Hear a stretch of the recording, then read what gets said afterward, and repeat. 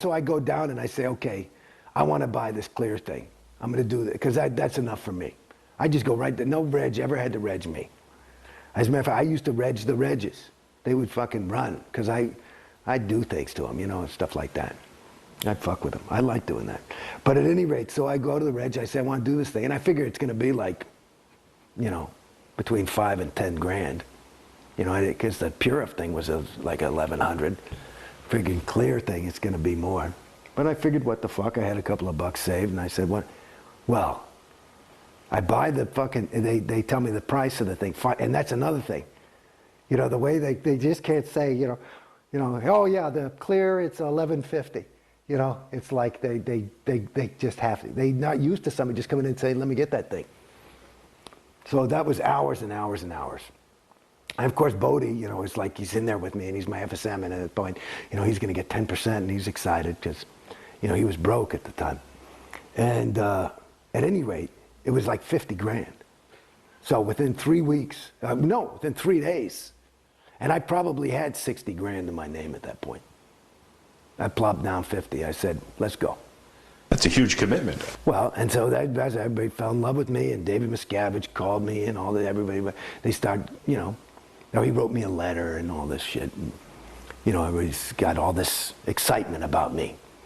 And then the other thing was that part of the reason it cost 50 grand also was because they said, you know, training. I said, what's fucking training? And they said, you mean I can't do, I just thought you sat there, you held those cans. I'd done it in the interview, it sounded easy.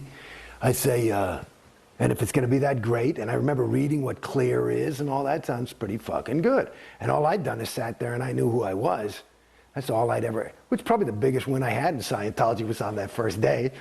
At any rate, so I go to, then they sell the training. I said, what's that? Well, you learn to be an auditor. I said, listen, you know, I'm an actor, I'm not an auditor.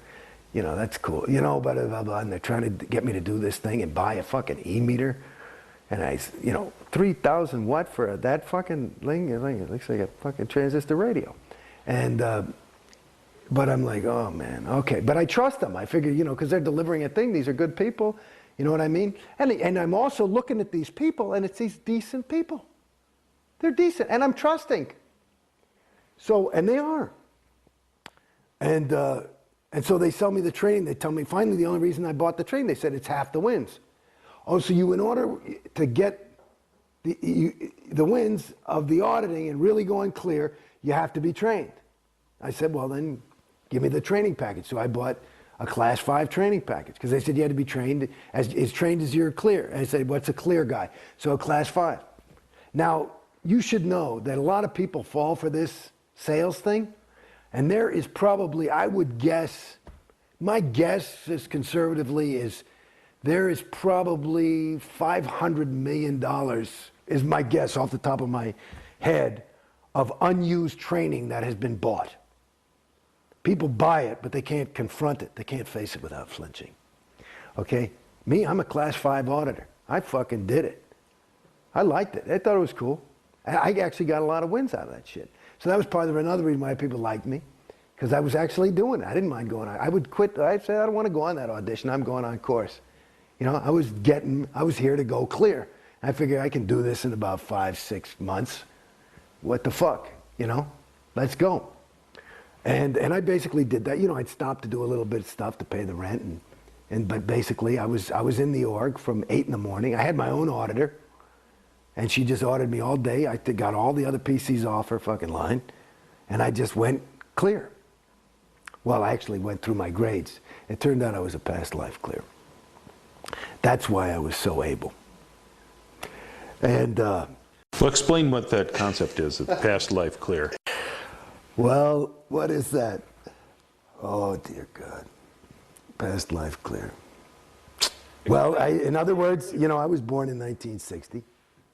Scientology was developed in 1952, but LRH was doing Dianetics. I'm having a moment.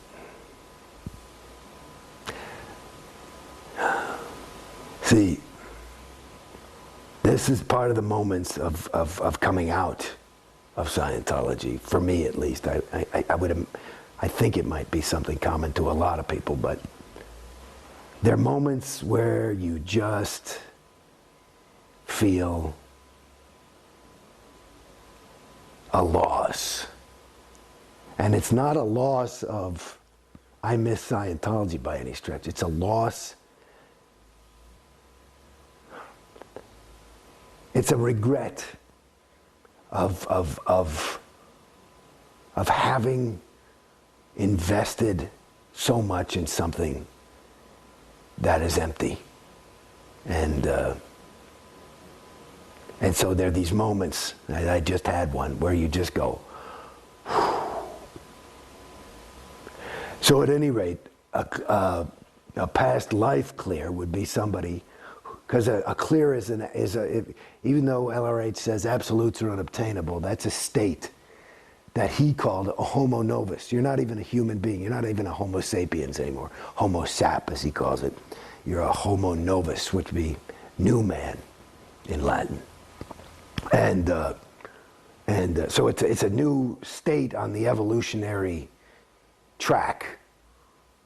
So I'm more evolved than regular mortal humans.